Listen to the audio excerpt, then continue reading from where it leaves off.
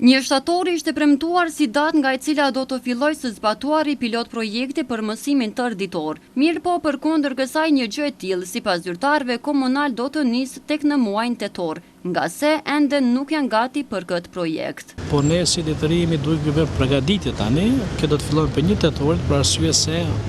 do të bëhet edhe një testim i brendshëm i nxënësve nga ekipi profesional, cilën e kemi në kuadër të drejtorisë arsimit,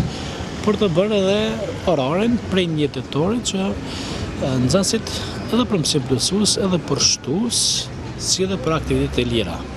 Ne tani do bëjmë përgatitjet, kemi formuar edhe ekipin profesional i cili do të ketë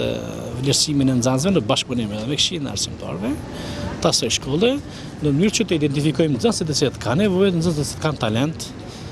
në procesin edukativ arsimor. Halili tha se mësimi tërditor këtë vit do të mbahet vetëm në shkollën fillore Riza Matoshi dhe Afrim Abazi, në mënyrë që të shihen rezultatet që dalin nga ky pilot projekt. Këtë vit do të shkojmë me pilotim me 2 shkollat në komunën e Ferizajt, në mënyrë që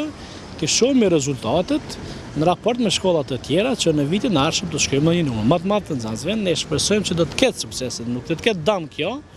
për arsye se nxënësit nuk e humbin mësimin e rregullt. Ata të cilën e kanë gjithë nxënësit në shkollat e komunës Ferizajt, po do të kenë mundësi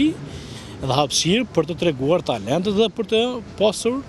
mundësi që ata të cilët nuk mund ta nxjerrin në procesin e rregullt mësimor, në mësim shtues dhe plotësues. Mësimi gjithditor tashmë po aplikohet në disa komuna të Kosovës, ndërto është edhe komuna e Shtimes.